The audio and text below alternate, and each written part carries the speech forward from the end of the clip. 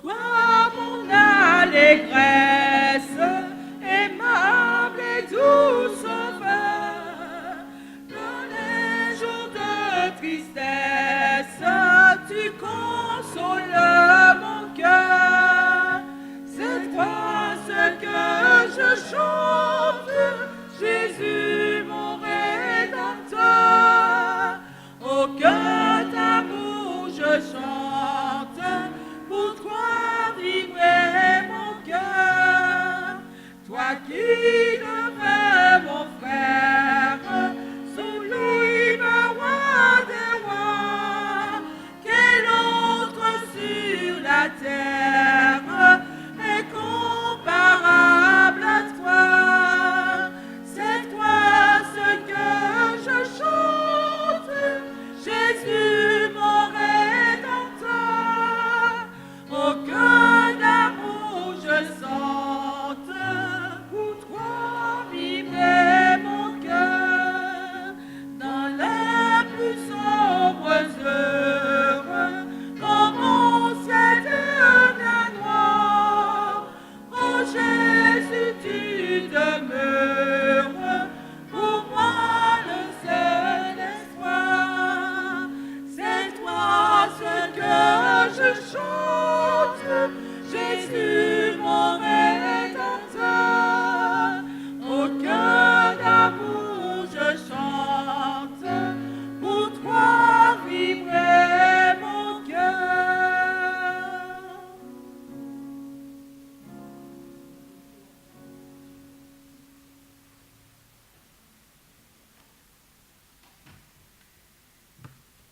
Tous ceux que j'ai pas encore eu l'occasion de saluer, je vous dis bonjour dans le Seigneur et bon sabbat.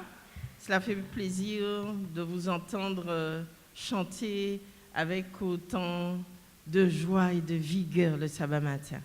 Amen. C'est vrai que nous avons beaucoup d'occasions de remercier le Seigneur et je crois que l'église de Saint-Pierre a été largement éprouvée ces temps derniers par beaucoup de souffrances et de maladies de plusieurs de ses enfants. L'ennemi nous a attaqués, mais l'Éternel est tout-puissant. Amen. Et nous avons pu répondre à ça par justement beaucoup d'amour entre nous, beaucoup de prières pour permettre de secouer les bras du Seigneur pour que la guérison puisse s'installer dans la vie de nos petits, de nos jeunes qui ont été souffrants. Nous louons Dieu pour cela et ne tâchons pas d'oublier de le remercier. C'est vrai que dans la vie, il peut y avoir des moments difficiles. Le chant nous disait, dans les jours de tristesse, Dieu console nos cœurs. La vie n'est pas toujours faite que de moments agréable, joyeux. Et Claudine expliquait aux jeunes que la vie, c'est comme les montagnes russes. Il y a des hauts et il y a des bas. Mais dans toutes les occasions, Dieu est là. Et il faut que nous soyons conscients de cela. Nous verrons plusieurs exemples ce matin où Dieu a manifesté sa présence et sa puissance justement au moment de la difficulté. Alors nous avons l'exemple de David. David a été persécuté durant des années et des années. Par qui? Par Saül. Tout ce qu'il pouvait faire à chaque fois, il devait simplement s'enfuir, s'enfuir, s'enfuir. Je me suis dit, mais ça ne devait pas être drôle pour lui, la vie. À fuir quelqu'un qui le persécute du matin jusqu'au soir, des jours et des nuits et durant des jours, des mois et des années. Je me suis dit, mais Saül n'en avait pas assez de poursuivre ainsi David, qui d'ailleurs était le meilleur ami de son fils Jonathan. Il ne se fatiguait pas de le poursuivre. Et nous allons lire le texte de Samuel, le chapitre 22. Non, c'est 1 Samuel, si j'ai bonne mémoire. 1 Samuel, pardon.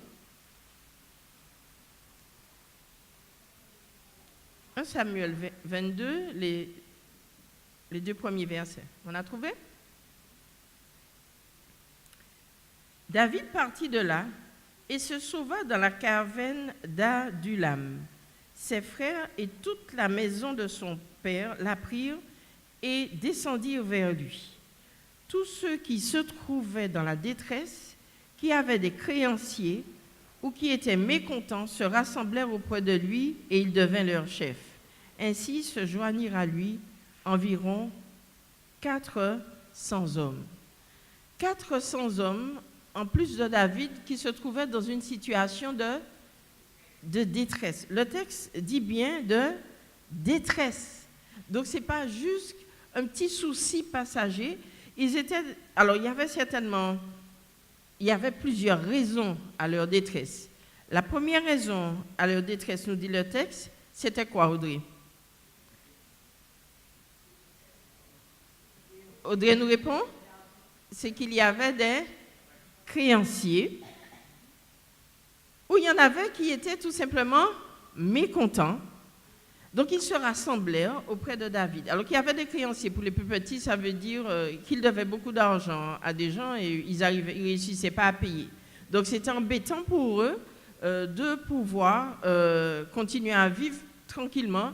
Ils étaient persécutés et dans la détresse parce qu'ils devaient de l'argent. Et David, qui lui était en détresse parce qu'il était persécuté par qui? Par Saül, il se retrouve et d'autres personnes le rejoignent. Il est déjà dans la détresse et ils sont tous maintenant de personnes encore dans la détresse. Donc on a tout un groupe de 401 personnes dans la détresse et qui essayent de vivre, de survivre et d'échapper à la colère de Saül.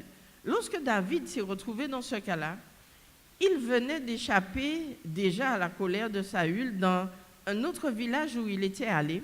Et quand il est arrivé dans ce village, ça me fait un petit peu sourire, mais quand il est arrivé dans le village, on l'a reconnu comme étant celui qui avait vaincu le géant Goliath en disant « David a tué ses 1000, mais David c'est 10 000. » Alors, il s'est dit « Sapristi, on m'a reconnu, eh bien, Saül viendra et il va me tuer. » Alors, David, il a usé de stratagème, il a fait comme s'il était un fou. Il s'est mis à parler, la bouche grande ouverte, en bavant sur lui, en gratinant les portes, en griffant les portes. Et le roi qui dit, attendez, c'est ça que vous êtes venu, vous me faites venir pour me montrer ça là? Un séquelé là? Ah mais non, laissez monsieur s'en aller, moi je ne veux pas. Mais ça c'est un David, mais non, ce n'est pas la personne qui a vaincu Goliath, ce n'est pas possible. Mais David a fait ça pour qu'on ne le retienne pas dans cette ville-là, pour que Saül ne vienne pas le tuer. Donc il s'enfuit et il va dans une caverne et sa famille apprend qu'il est là et il se fait rejoindre par 400 personnes aussi, excusez-moi du terme, paumées que lui, aussi en difficulté que lui, aussi en détresse que lui. Il continue à fuir. Dans le chapitre 23, nous retrouvons le chapitre 23, le verset 1er.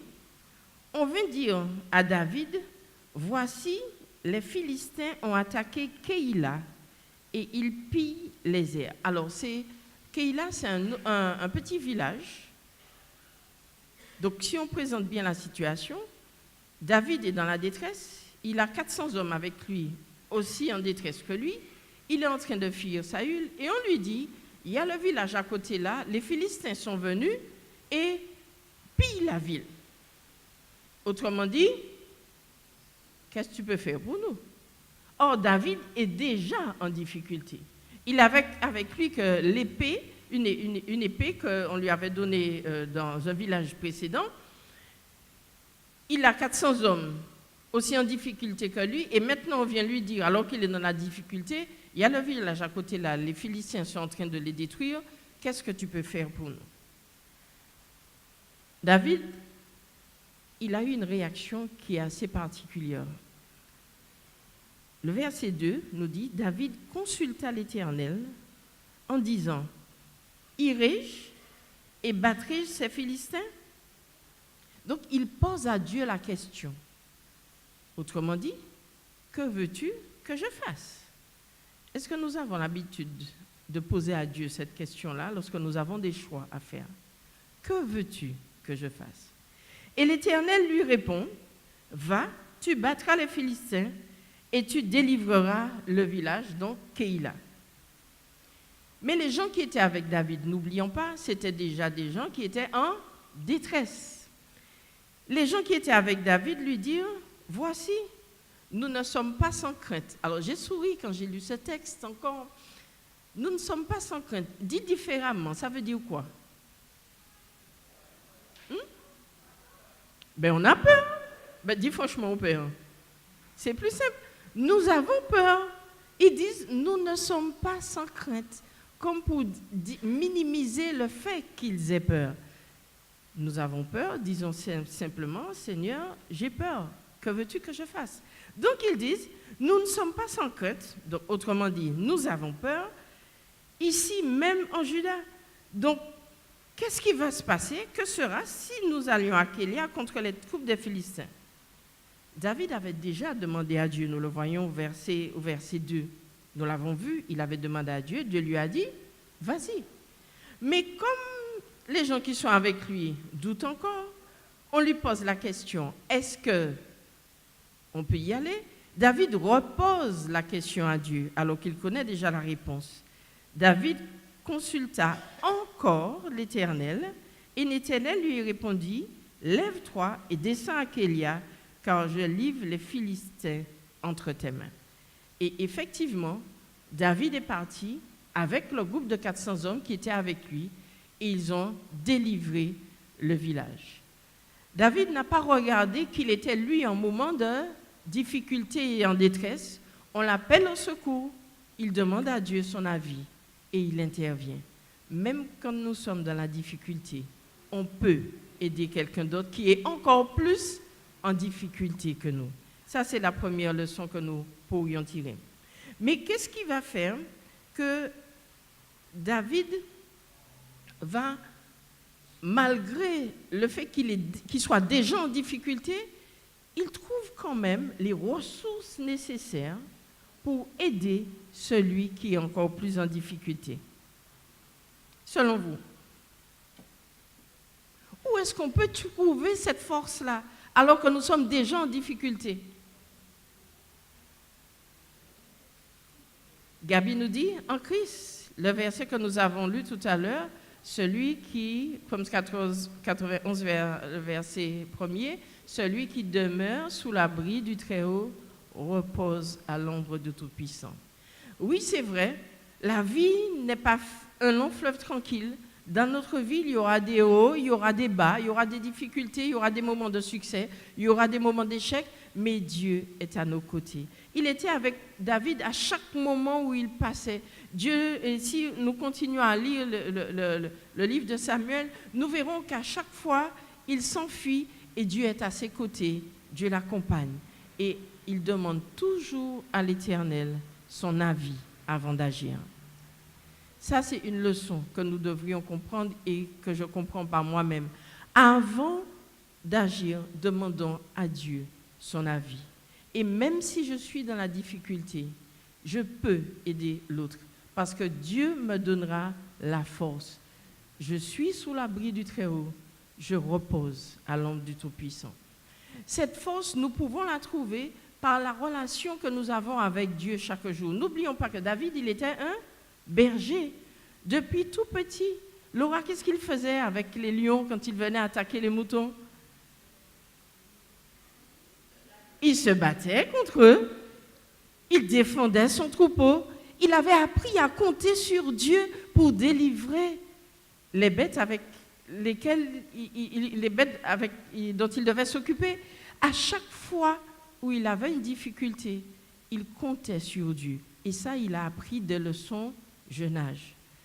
Lorsque l'on apprend cela et que l'on l'expérimente dans les moments de paix, lorsque la difficulté vient, nous n'avons pas de problème.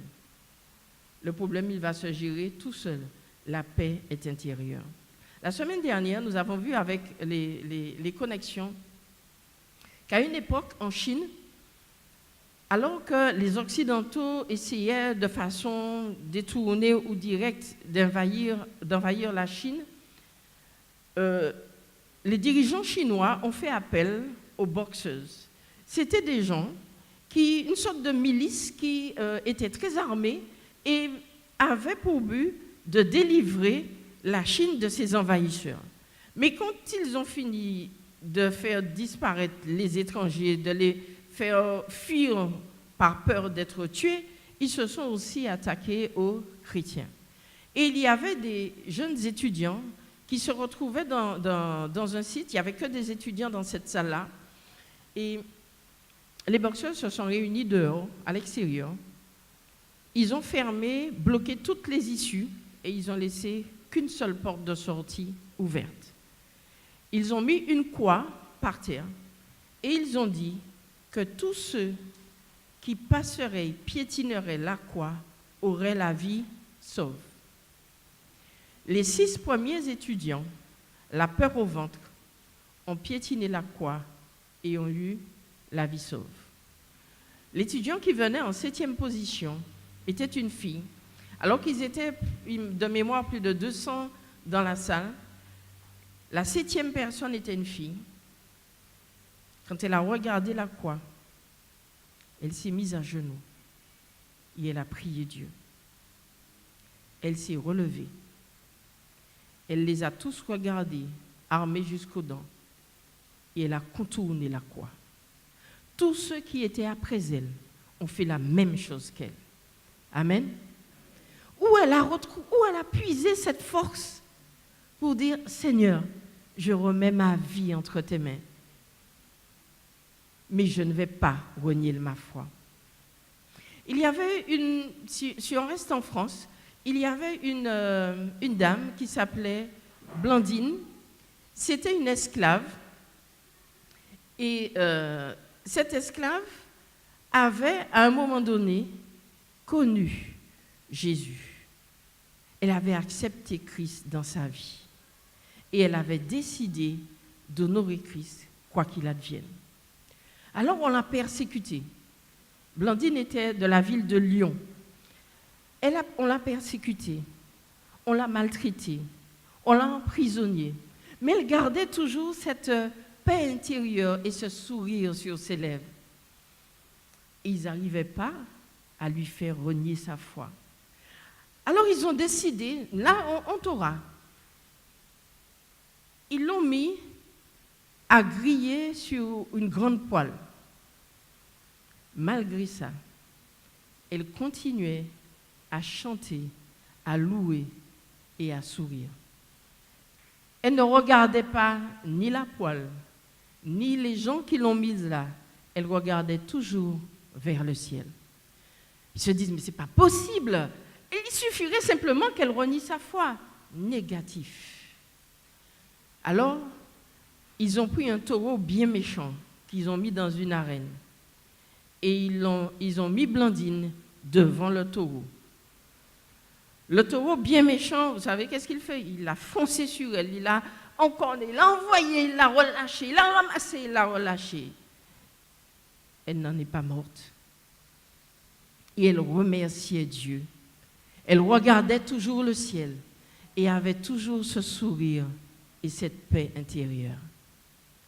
Cette paix intérieure venait simplement de l'amour qu'elle avait pour Dieu et de la relation qu'elle avait avec son Dieu, même dans ces moments de difficulté. Et quand ils ont vu que rien à faire, que jamais n'allait renier son Dieu, alors ils ont décidé d'en finir avec elle et de lui couper la tête. Ils ont appelé, ils ont réuni, mais malgré ça, elle regardait toujours le ciel avec le sourire aux lèvres, parce que sa paix n'était pas en fonction de ce qui se passait autour, mais sa paix était intérieure et dépendait de sa relation avec Dieu. David vivait cette même expérience. Malgré toutes les persécutions qu'il a eues dans sa vie, sa paix était intérieure. Quand il a pu détruire le géant Goliath? C'est parce qu'il avait foi en le Dieu qu'il servait chaque jour. Et c'est sa relation avec Dieu qui lui a permis de tenir ferme. La question est-ce que moi j'ai cette relation avec Dieu qui me permet dans les moments difficiles et qui me permettra dans les moments difficiles de rester ferme et debout? Est-ce que j'ai suffisamment confiance en Dieu pour que je puisse faire ce qu'il me demande de faire sans hésiter? Un funambule, alors c'est quelqu'un qui fait quoi, un funambule? Qui marche sur des cordes. Le plus souvent, ils évoluent dans les cirques. Alors, il y en avait un Français, Charles Blondin, qui a décidé de passer sur les chutes du Niagara. Je ne sais pas si vous avez déjà entendu parler, les chutes du Niagara. Vous êtes à 40 mètres de hauteur, et puis l'eau qui défile en dessous, et il y a juste une corde qui passe dessus. Il a décidé de passer sur les chutes du Niagara avec des échasses. Tout le monde s'est rassemblé et on le regardait suspendu en se disant, on espère qu'il ne va pas tomber. Il est passé sur des échasses. Il est allé de l'autre côté. Il a retenté l'expérience en se disant, cette fois-ci, je vais faire mieux. Je vais faire avec un rocher, un réchaud avec des œufs, et je vais me cuire des œufs au beau milieu des chutes du Niagara. Qui dit que je peux faire ça? Tout le monde a dit, oui, tu peux le faire. Il est allé, et au beau milieu des chutes, il a allumé son rocher, son réchaud, il a cuit ses œufs, il a mangé ses œufs, et il est reparti à l'autre bout. Tout le monde est, ah oui, oui, tu peux faire ça. On a confiance que tu peux le faire. Après avoir fait ça, il dit, qui est-ce que maintenant peut certifier que je peux passer sur les chutes du Niagara avec une bouette? S'il a pu y aller avec des échasses, il a pu aller avec un réchaud et puis cuire des œufs au beau milieu de chute du Niagara à 40 mètres de hauteur, passer avec une bouette, c'est facile. Non? Tout le monde a dit oui. Oui, c'est possible. Et bien sûr qu'il peut le faire. Le faire avec des échasses, c'était déjà plus compliqué, plus difficile. Et il l'a fait. Alors il a regardé tous les gens qui étaient autour de lui. Et il leur a dit, vous êtes sûrs? Vous êtes certains? Vous êtes confiants que je peux le faire? Oui, tout le monde répond, oui. D'accord. Dans ce cas, que celui qui est certain que je peux le faire, qu'il monte dans la bouette.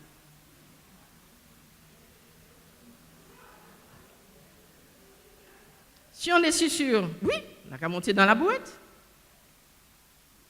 Il n'a trouvé aucun candidat pour monter dans la bouette. Marcher avec Dieu, avoir confiance en lui, c'est lui faire suffisamment confiance pour même dans ce cas-là, monter dans la bouette.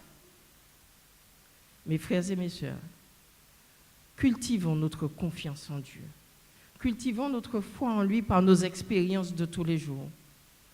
Même quand les choses paraissent impossibles, ayons foi en notre Dieu. Et lorsque le moment difficile viendra, lorsque les moments difficiles viendront, lorsque la persécution ou autre arrivera, ou même lorsque les moments difficiles que nous vivons à présent sont là, nous saurons compter sur Dieu.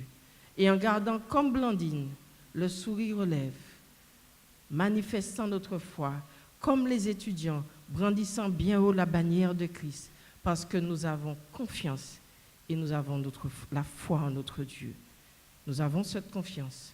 Cultivons-la, montons dans la bouette, même sur le fil qui surplombe les chutes du Niagara. Avec l'Éternel, nous aurons la victoire. Amen.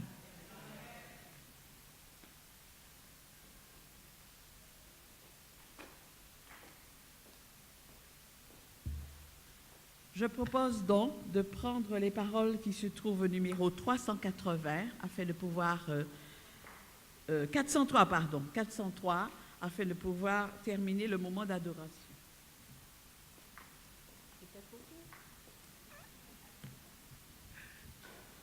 Le 403.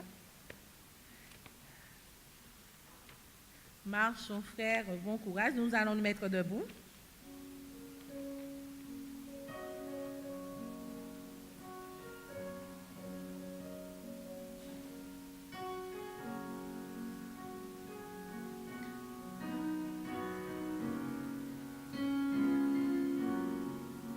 Marchons, frères, bon courage de Jésus, suivons les pas, bravons le coup de l'orage, du ciel et nous tend les bras. Ne bâtissons plus sur le sable, laissons la terre et ses douleurs, ici-bas, rien n'est durable, espérons vivre ailleurs.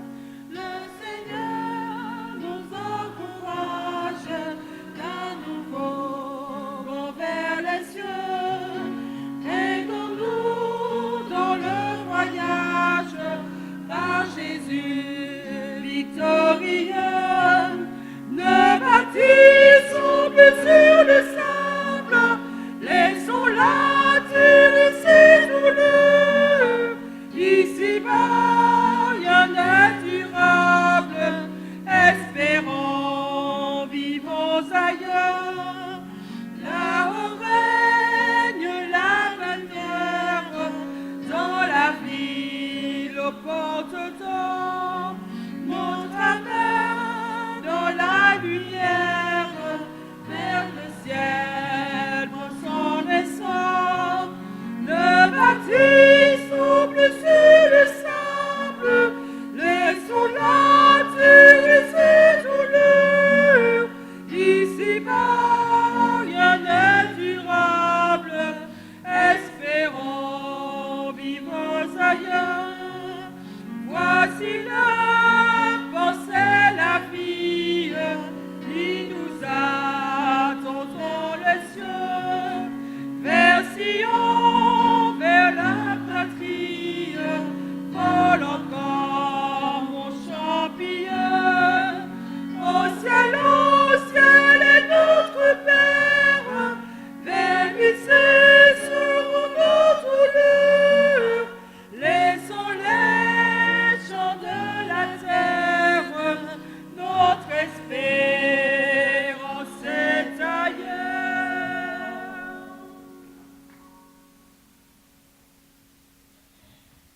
Inclinons la tête pour la bénédiction.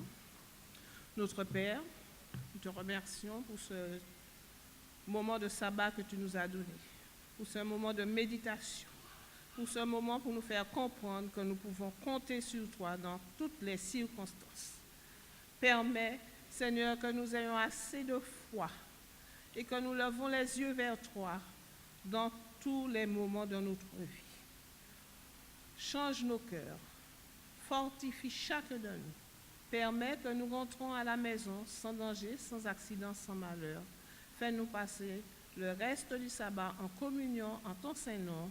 Nous t'avons prié au nom de ton Fils Jésus pour ta gloire. Amen.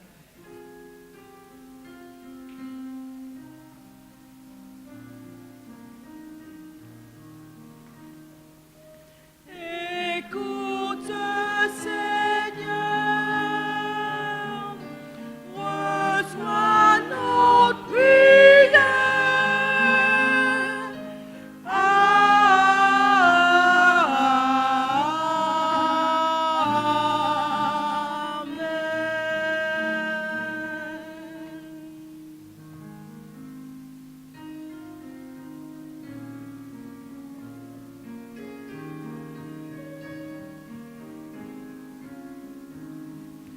Sur le chemin va sans peur,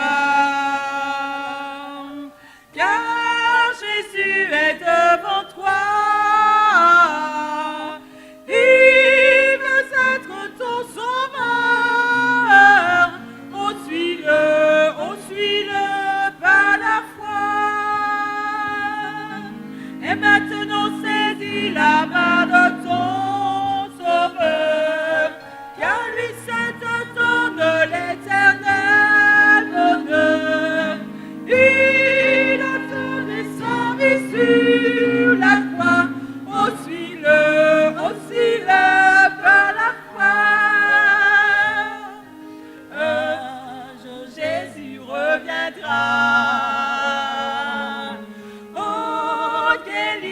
ce bonheur.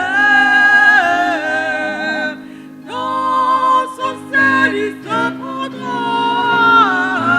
On suit-le par la foi.